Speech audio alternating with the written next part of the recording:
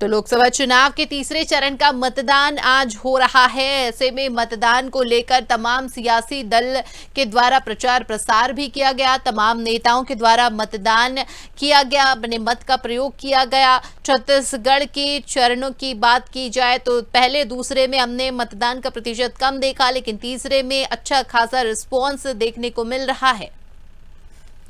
तो अब यहीं पर हम बात कर लेंगे मध्य प्रदेश की। तो मध्य प्रदेश के सियासी रण में लगातार मतदान का प्रतिशत बढ़ता जा रहा है। जैसे जैसे सूरज आगे बढ़ रहा है, जैसे जैसे सूरज के साथ ही मतदान का प्रतिशत भी बढ़ने की उम्मीद है, क्योंकि जैसे ही गर्मी थोड़ी कम होगी वैसे ही मतदान का प्रतिशत बढ़ सकता है। मध्य प्रदेश का जो रण है इस बार बेहद चुनौतीपूर्ण होने वाला है। अगर बात की जाए मध्य प्रदेश की, तो मध्य प्रदेश में हम देखेंगे कि कहीं पर राजा कहीं पर महाराजा का मुकाबला जो है वो देखने को मिलने वाला है। इसमें सबसे बड़ा दल बदल का फेर रहा है। अगर हम बात करें तो 9 लोकसभा सीटों पर 127 प्रत्याशियों ने दाव लगाया है। दरअसल तीसरे चरण के मतदान में प्रदेश की 8 सीटों पर मतदान होना था, लेकिन बैतूल को मिला लिया जाए तो अब 9 सीटों पर आज मतदान हो रहा है। इसमें भाग्य का फैसला आज होने वाला है। तमाम दिग्गजों की साख दाव पर है। ऐसे में जनता किसका साथ देगी ये देखना बेहद दिलचस्प होगा। इस रण में हाई प्रोफाइल सीटें भी हैं। जी हाँ, मध्य प्रदेश लोकसभा चुनाव का ये चरण बेहद महत्वपूर्ण है और इस चरण पर चर्चा करने के लिए हमारे साथ नवीन आनंद जोशी जी जुड़ गए हैं। सबसे पहले सर स्वागत है आपका खबर भारत 360 में। नमस्कार जी, बात करेंगे मध्य प्रदेश की 9 लोकसभा सीटों की। अगर बात की जाए काफी ज्यादा हाई प्रोफाइल सीटों का मुकाबला है, क्योंकि एक तरफ राजा है, दूसरी तरफ महाराजा है और तीसरी तरफ प्रदेश के मामा है।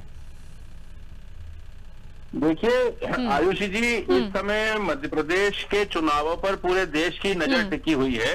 कारण यह है कि जहां केंद्रीय मंत्री ज्योतिरादित्य सिंधिया मध्य प्रदेश में गुना सीट से अपने भाग्य आजमा रहे हैं, क्योंकि पिछला चुनाव वे पूरी तरह परास्त हो गए थे।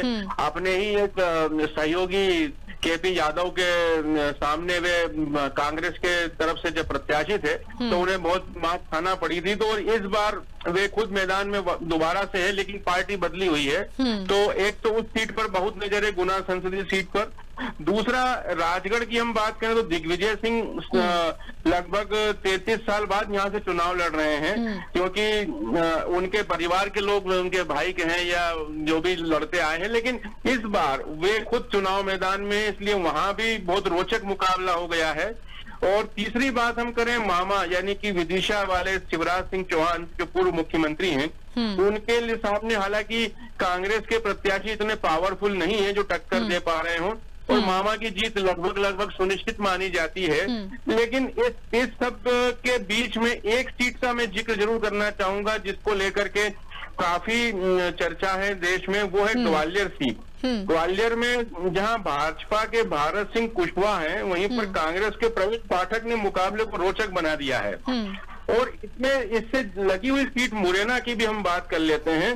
वहां पर भी भारतीय जनता पार्टी को बहुत चैलेंज का सामना करना पड़ रहा है, क्योंकि जो शिवमंगल सिंह तोमर हैं उनके सामने नीतू सिकरवार काफी दमदारी के साथ चुनाव लड़ रहे हैं। और इस तरह से हम मध्य प्रदेश में देखें तो लगभग सभी सीटें, आप भोपाल का भी जिक्र कर ले तो भोपाल में भी आलोक शर्मा जो 2 विधानसभा चुनाव लगातार हारे हैं, इस बार उन्हें उम्मीद है कि वे इस लोकसभा सीट को जीत जाएंगे, क्योंकि ये मतलब ये कह सकते हैं कि खाटी भाजपा की सीट है, यहाँ पर भाजपा का ही कब्जा रहा है। तो ये इन सीटों पर आज चुनाव हो रहे हैं और इन सीटों पर मतदान की स्थिति को देख करके जरूर लगता है, हालांकि अभी किसी भी सीट पर 35 से 40% ऊपर का मतदान कहीं नहीं हुआ है, इसलिए मतदान स्लो जरूर है, लेकिन हाँ धीरे धीरे लोग घरों से निकल रहे हैं।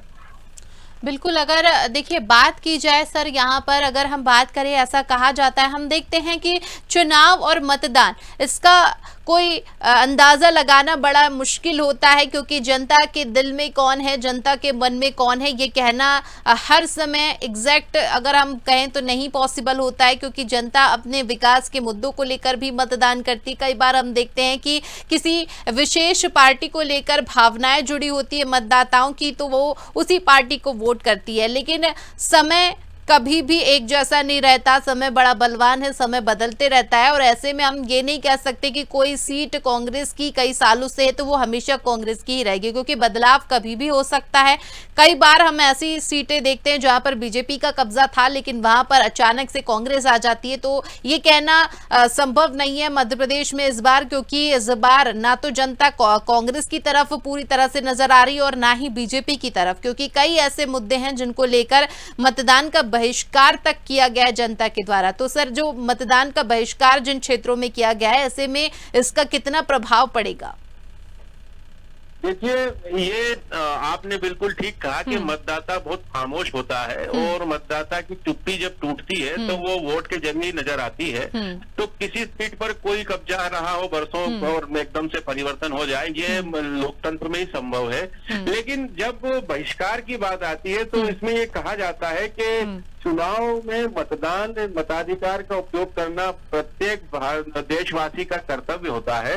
और यदि वे अपने इस कर्तव्य से विमुख होते हैं या वो इसका बहिष्कार करते हैं तो वे अपने भविष्य के प्रति सजग नहीं है, तो अपने भविष्य के साथ धोखा कर रहे हैं। क्योंकि आपका एक दिन का बहिष्कार करना किसी गलत व्यक्ति को चयन करके आपका जनप्रतिनिधि बना देता है। तो यदि आपको शिकायत है तो उसके निर्वाचन के बाद भी आप उसके समक्ष अपना लोकतांत्रिक अधिकार का इस्तेमाल करें। लेकिन चुनाव में बहिष्कार करना, मैं समझता हूं कि ये नक्सलाइट गतिविधि का हिस्सा होता है। ये भारतीय स्वभाव नहीं है। और खासकर जो लोकतंत्र को समझते हैं, जो संविधान को समझते हैं, उसके प्रति जिनकी आस्था है, वे वोट करने अवश्य जाएं। और खासकर जो शहरी क्षेत्र के लोग हैं उन्हें तो वोट के प्रति ज्यादा जागरूक होना चाहिए, क्योंकि समस्त जितनी भी समस्याएं आती हैं, जो भी देश के समक्ष जो संकट होते हैं, उनका सामना तभी आप कर सकते हैं जब आपके पास कोई चुनाव जनप्रतिनिधि हो। हम उसके पास जाकर के अपनी बात कह सकते हैं, अपनी समस्याएं रख सकते हैं। तो चुनाव में बहिष्कार करना, मैं समझता हूँ, एक अनुचित कदम है। बिल्कुल। अगर बात की जाए हम मध्य प्रदेश की, अगर हम बात करें तो सर, मध्य प्रदेश में हमने देखा कि कहीं अगर हम पटवारी भर्ती परीक्षा की बात करें या फिर हम दूसरे घोटालों की बात करें जिसकी वजह से युवा काफ़ी ज़्यादा नाराज़ था। अगर हम बात करें युवाओं की, तो युवाओं को रोज़गार नहीं मिल पा रहा है। अगर हम बात करें मध्य प्रदेश की, तो यहाँ पर कई ऐसे नौजवान हैं जिनके पास आज नौकरी नहीं है। क्षमता होने के बावजूद जब नौकरी नहीं मिलती, इसका दर्द एक युवा ही बेहतर समझ सकता है। और ऐसे में युवाओं का दर्द कहीं ना कहीं मतदान प्रतिशत पर भी देखने को मिल रहा है। अगर हम ये कहें तो ये गलत नहीं होगा। जी हाँ आयुषी जी, ये इस बात को मैं सहमत हूँ। तो जब किसी युवा को काम नहीं मिलता, रोजगार नहीं मिलता, तो उसका स्वभाव गुस्सा में आ जाता है और वो आक्रामक हो जाता है। और वो सबसे पहले यही करता है कि इस बार वोट नहीं करेंगे, इन लोगों को नहीं चुनेंगे।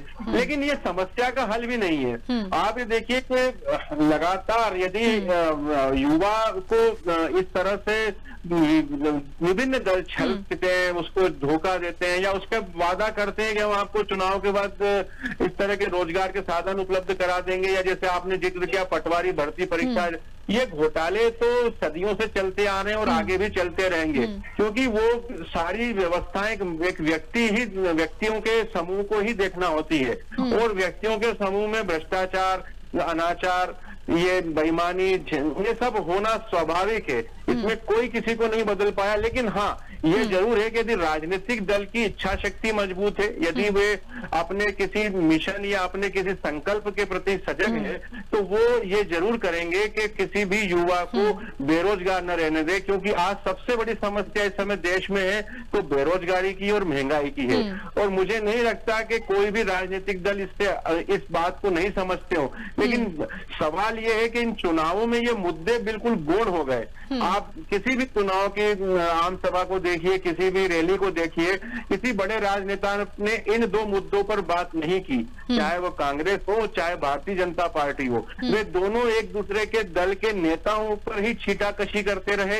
एक दूसरे के पार्टियों की कमियां और बुराइयां ही बाहर लाते रहे। किसी में भी महंगाई को इश्यू बना करके कोई तार्किक बात नहीं की। न कांग्रेस ने इस मुद्दे को उठाया, न भारतीय जनता पार्टी अपने रोजगार के विषय पर आ पाई। और इसी का कारण यह है कि जो मतदाता आज जो स्लो गति से जा रहा है या जो जिसका मन कम है वोट के प्रति, जो उत्साह नजर नहीं आ रहा है, जो नीरसता की बात हम कर रहे हैं, उसके पीछे कारण एकमात्र यही है कि मतदाताओं को आकर्षित करने की क्षमताएं नहीं बची है अब। और राजनीतिक दल के लोगों को खास करके जो सत्ता में हो उनके पास भी ऐसा कुछ नहीं नजर आ रहा है कि जो जिसके कारण आकर्षित होकर के मतदाता अधिक से अधिक संख्या में मतदान केंद्रों पर पहुंचे। चलिए, पूरी जानकारी के लिए जुड़ने के लिए धन्यवाद।